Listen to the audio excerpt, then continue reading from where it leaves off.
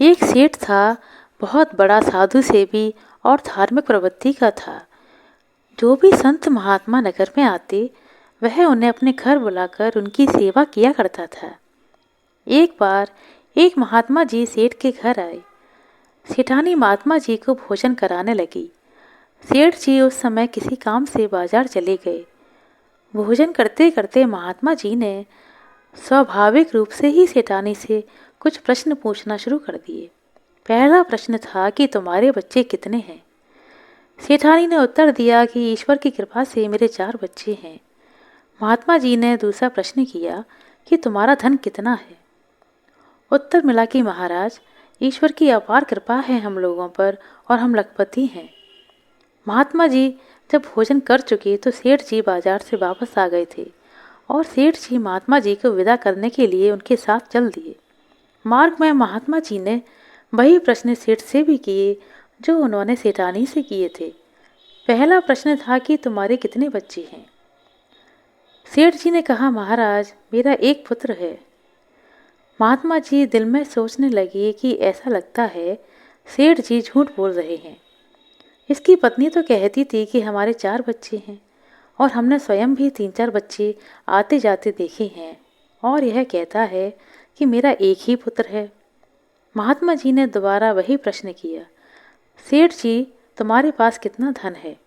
सेठ जी ने उत्तर दिया, मेरा धन 25,000 रुपया है। महात्मा जी फिर चकित हुए कि इसकी सेठानी कहती थी कि लोग हमें लखपति कहते हैं, इनके इतने कारखाने और कारोबार चल रहे हैं, और यह कहते हैं कि मेरा धन 25,000 रुपये है। महात्मा जी ने तीसरा प्रश्न किया कि सेठ जी, तुम्हारी आयु कितनी है। सेठ ने कहा, महाराज, मेरी आयु 40 वर्ष की है। महात्मा जी ने यह उत्तर सुनकर हैरानी से सेठ को देखते हुए कहा कि इसके बाल इतने सफ़ेद हैं, देखने में यह 70-75 वर्ष के वृद्ध प्रतीत होता है, और यह अपनी आयु 40 वर्ष बता रहा है। सोचने लगे कि सेठ अपने बच्चों और धन को छुपाए, परंतु आयु को कैसे छुपा सकता है। महात्मा जी से रहा ना गया और उन्होंने कहा, सेठ जी, ऐसा लगता है कि तुम झूठ बोल रहे हो।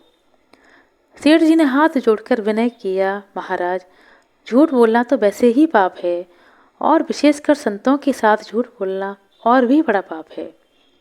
आपका पहला प्रश्न मेरे बच्चों के बारे में था। वस्तुतः मेरे 4 पुत्र हैं, किंतु मेरा आज्ञाकारी पुत्र एक ही है। भक्ति भाव पूजा पाठ में लगा हुआ मैं उसी एक को ही अपना पुत्र मानता हूँ। जो मेरी आज्ञा में नहीं रहते, जिनकी संगत अच्छी नहीं है, वो मेरे पुत्र कैसे हो सकते हैं। दूसरा प्रश्न है आपका मेरे धन के विषय में। महाराज, मैं उसी को अपना धन समझता हूँ जो परमार्थ की राह में लग जाता है। मैंने जीवन भर में 25,000 रुपये ही परमार्थ की राह में लगाए हैं, और वही मेरी असली पूंजी है। जो धन मेरे मरने के बाद मेरे पुत्र, बंधु और मेरे संबंधी ले जाएंगे, तो वह धन मेरा कैसे हुआ। तीसरे प्रश्न में आपने मेरी आयु पूछी थी। 40 वर्ष पूर्व मेरा मिलाप एक संत जी से हुआ था। उनकी सेवा चरण शरण ग्रहण करके मैंने उनको अपना गुरु मान लिया। उनसे भजन साधना की विधि समझी, और मैं तब से भजन अभ्यास और साधुओं की सेवा कर रहा हूँ। इसलिए इसी 40 वर्ष की अवधि को मैं अपनी आयु समझता हूँ। कबीरा संगत साधु की साहिब आवे याद, लेखे मैं सोई घड़ी बाकी दे दिन बाद।